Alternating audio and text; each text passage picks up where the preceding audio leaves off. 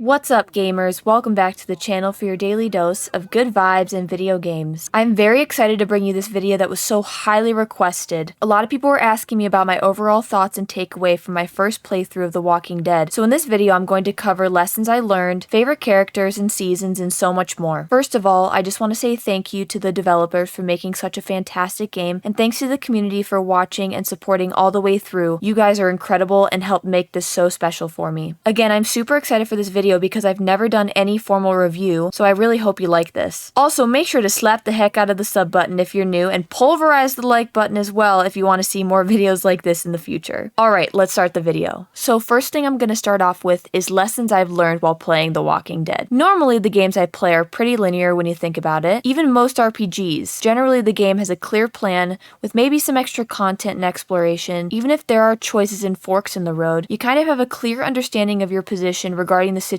at hand. Not in The Walking Dead though. Never in the history of me playing video games have I ever been made to feel such a lack of control over my own circumstances and the safety of other characters ever. One of the hardest themes that this game constantly throws in your face, and can even be applied to everyday life, is the idea of every situation, every encounter, never being quite black and white. This game, and life in general, is one giant gray area. Nothing is ever truly what it seems until the veil is lifted. Who can we really trust? Jane? I'm looking at you. Who is truly good and who is truly evil? Carver? Jane? Kenny? How righteous was Lee? What kind of choices would he make? What things would he have done if he was given more time? What does morality even mean anymore? Should that food be taken for the good of the group even though it does not belong to us? But the question always came down to what and whom do we care about the most? What are we really willing to do when it comes down to survival? So yeah, one of the main lessons I learned was nothing is truly black and white, good or bad, righteous or evil. It all varied from character to character, person to person,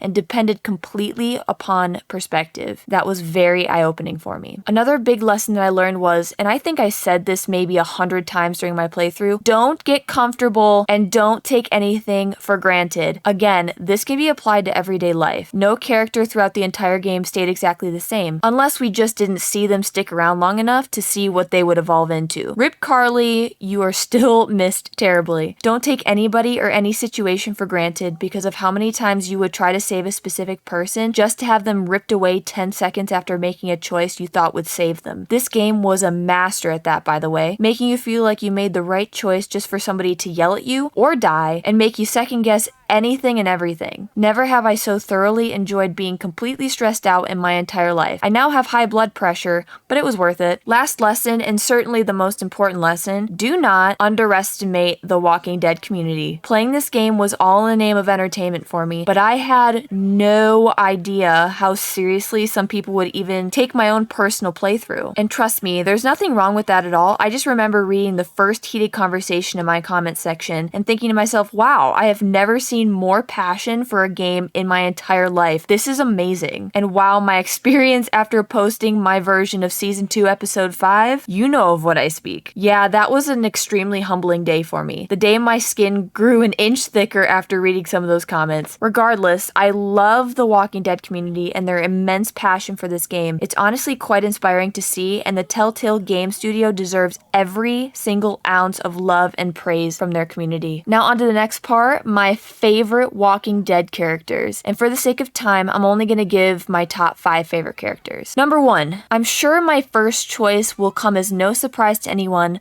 but my main squeeze, the ultimate badass character with the most incredible character growth, was, of course, Clementine. Just kidding. I'm so sorry. I literally could not resist that joke. I could go on about her, but there's probably nothing that I could say that hasn't already been said by literally every other YouTuber or person that has ever played this game. Number 2, and this is almost just as easy as choosing my first. Of course, it's Lee. Lee was the only other character that I thought about throughout the entire game. I always found myself personally thinking, what would Lee do? And I absolutely fell in love with his and Clementine's relationship at the beginning. I just admired how much he wanted to protect Clementine even though they had only known each other for a short time. He was one of the few characters in the whole story that embodied the definition of pure goodness and leadership friendship. Again, this is just my opinion. Plus, the developers mastered the ability to stimulate that nostalgic feeling by having him show up in short scenes throughout the game. I think there were only like 2 of these scenes, but man, were they powerful. Number 3, definitely Luke. He was the next big character to make an impact on me because of his general kindness and compassion for others. Also, he was one of the first characters outside of Clementine's original group that could sense how truly strong and independent she was. I was a bit disappointed with how he went out, but it was just another reminder of why I shouldn't form attachments. Let's take a moment of silence while I pour out one for my homie. Number 4, Kenny. I probably know what you're thinking. Why isn't he like number 2? Or why did you do what you did to him then? And my answer to that is sometimes we do things we don't want to do because we think it may be best for everybody involved. Don't get me wrong, I immediately regretted it after I saw what Jane did, but then I kicked her to the curb as well and never looked back. But why I liked him so much was because he was such a troubled, misunderstood character, and I think we all might have a Kenny-like person in our lives. Someone who's hot-headed, sometimes takes things too personally, and even if they could never overcome their demons, deep down they meant well. Plus, the scene from Season 2, Episode 5 was one of the most, if not the most, pivotal moment in the entire game. For me, he symbolized the official death of Clementine's innocence, and in that moment, she transformed into the independent, strong person we see for the remainder of the game. Kenny wasn't just a character, he was a force to be reckoned with, and he was symbolic. My 5th choice, and you're probably gonna think I'm super weird for this, was Minerva or Minnie. I don't know, there was just something about her. As a victim of brainwashing, I was just so fascinated and heartbroken because of her backstory, and also oddly touched by her ever-prominent protective feelings towards Ten, even though she apparently did what she did to her own sister. Not to mention our creepy-ass run-in with her on the bridge with her eerily beautiful singing voice will forever live rent-free in my head. She is such a memorable character even though she was around so brief a time. She is also probably the main reason the unspeakable happened to our beloved Clementine, so in a way she was also extremely pivotal in the whole story. Next up is my own personal season ranking. Number 1 for me is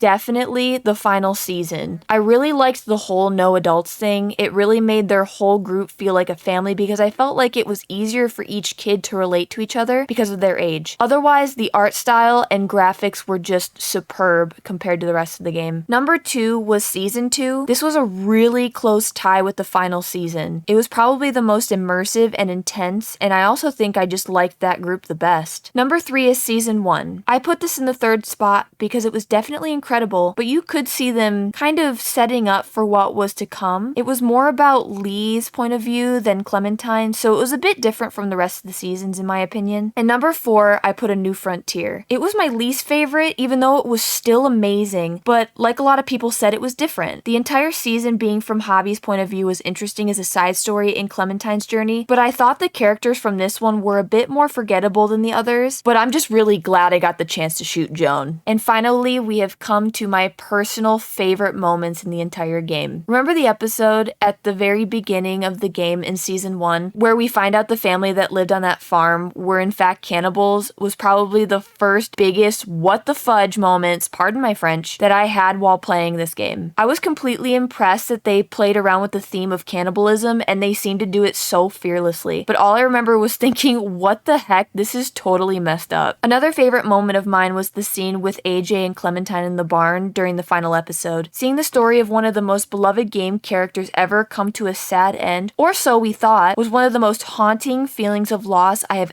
ever felt while playing a video game. How they could stir up such emotion within me, I feel like these developers are too OP. They have too much power. All I gotta say is well done. The final, and probably the most memorable moment in this game for me was Jane and Kenny's fight scene. I feel like this is an obvious one, but my reasoning might not be. For me personally, this is a big moment for me as a YouTuber sharing my playthrough for others. To be judged so harshly was an extremely eye-opening experience. It left me seriously wondering if I did the right thing. It made me also appreciate the fact that so many people choose to play these games on their own time and learn from their mistakes and regrets without any sort of scrutiny. It also helped me learn to take myself and the internet a little less seriously because the most important thing was that I was having fun and loving the story. Plus, like I mentioned before, this scene is just so powerful because both decisions are extremely difficult to make as a new player and defines the tone pretty much for the rest of the game. It's genius. It made you feel everything from sadness to anger to happiness that AJ it was alive to regret. It stirred up a perfect storm of every single emotion you could possibly feel as a human. And that's where I'm gonna end this video. Thank you guys so much for watching. I really hope you guys liked my take and my overall opinion and thoughts on playing The Walking Dead. This game has definitely stood out to me as one of the greatest I have ever played. The story was just so captivating, all of the characters so extremely lovable, and I already can't wait to start up a new playthrough. Thank you guys for supporting this channel all the way through my initial playthrough. It was seriously so appreciated. It was so amazing meeting so many of you guys and discussing your favorite moments of this game in the comment section. Speaking of comment section, definitely leave a comment down below telling me what you think and whether you guys like seeing this type of content. If you want to see more videos like this in the future, definitely slap the sub button, slap the like button. You better have a great rest of your day, and I will see you guys in the next video. Bye!